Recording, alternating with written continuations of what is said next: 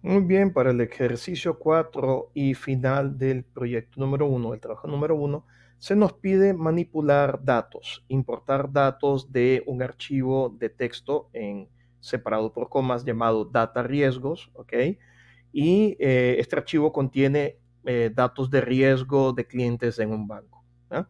Entonces, se nos pide que escribamos un programa que genere un data frame a partir de la data recibida o contenida en este archivo CSV, mostrar las características propias de la data dentro de este data frame, y esto es las dimensiones, cuántas filas y cuántas columnas tienen, el número de datos que contienen, los nombres de las columnas y filas. Bueno, aquí me parece que serían las columnas, ¿no?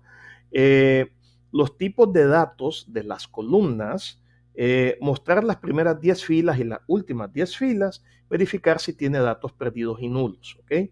Y luego menciona el requerimiento 3, extraer las primeras 100 columnas y almacenarlas en un contenedor.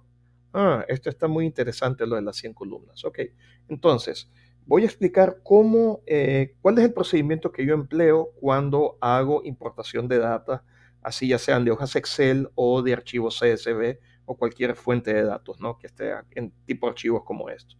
Bien, bueno, lo primero definitivamente es generar el entorno, importo pandas e importo una librería llamada display o sí, una característica llamada display que está en IPython. ¿Por qué razón? Ya lo vamos a ver. Lo primero, y es lo que yo usualmente hago cuando tengo datos de tipo CSV o similares, ¿ya? Inspecciono de manera visual previa el archivo, de ser posible, ¿ya? Si esto me permite a mí poder observar ciertas características que me van a mí a permitir escoger el mejor método para importación de datos dentro de Python. También con R lo utilizo, pero en este caso con Python. ¿Ok? ¿Qué es lo que hago? Bueno, lo primero que hago es revisión con Notepad. Es un archivo de texto, es un CSV. ¿Ya? Se supone que no está encriptado. Entonces, hago primero una revisión de Notepad y con esto me permite determinar, o con el caso del ejemplo que tenemos acá, me permitió determinar que la primera fila del archivo contiene los encabezados. ¿Y esto por qué? Porque en ocasiones esta data puede venir con espacios vacíos o filas vacías o caracteres que no necesariamente son los encabezados o vienen sin encabezados. Y en ese caso será necesario definirlos, ¿no? Ir al diccionario de datos que se nos entrega con el cliente. Entonces siempre es bueno comparar esa parte. Entonces yo hago esta primera observación y me doy cuenta que para este ejemplo, repito, la primera fila corresponde a los encabezados.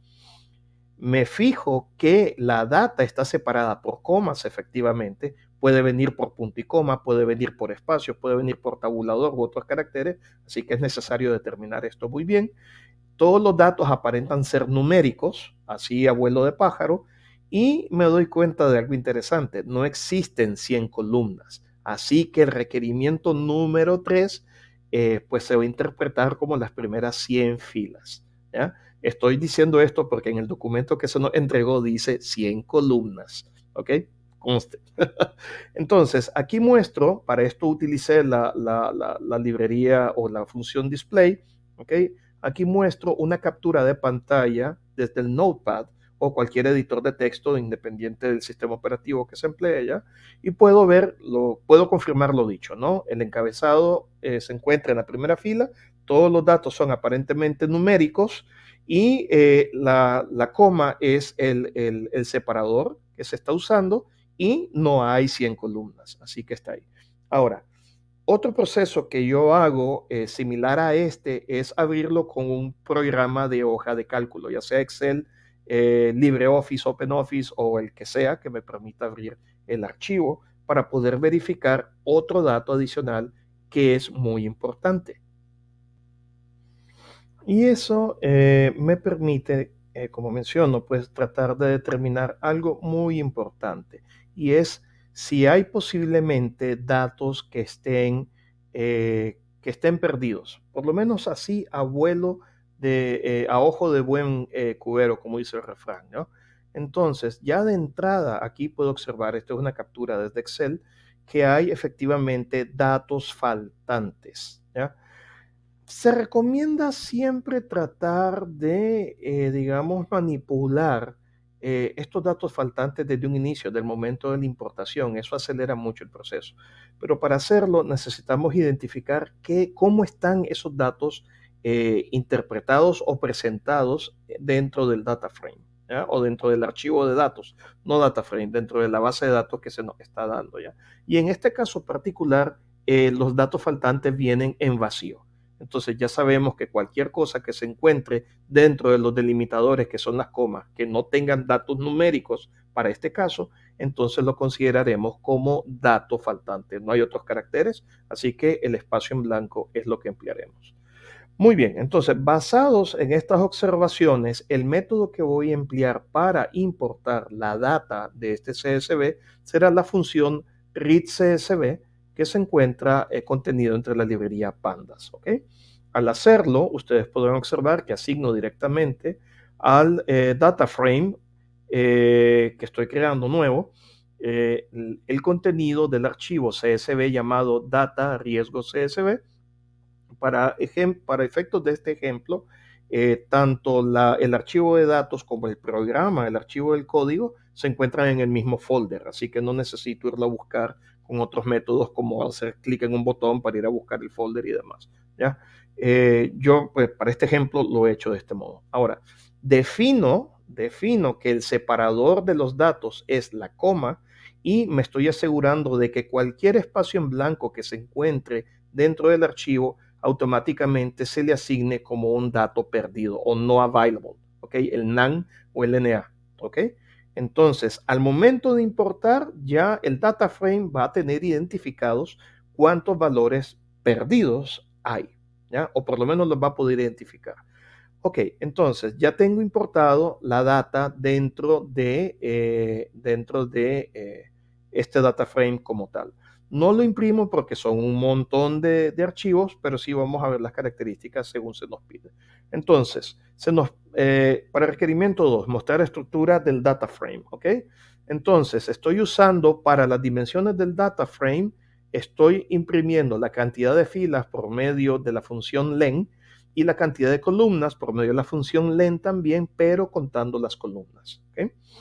Para la cantidad de elementos simplemente utilizo la propiedad size dentro del data frame y me va a dar la cantidad de elementos o celdas que hay dentro de la estructura.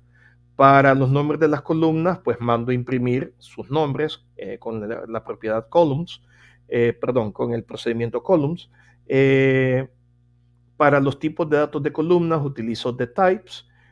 Imprimo las primeras 10 filas del data frame utilizando la función head y las últimas 10 con tail, ¿ok?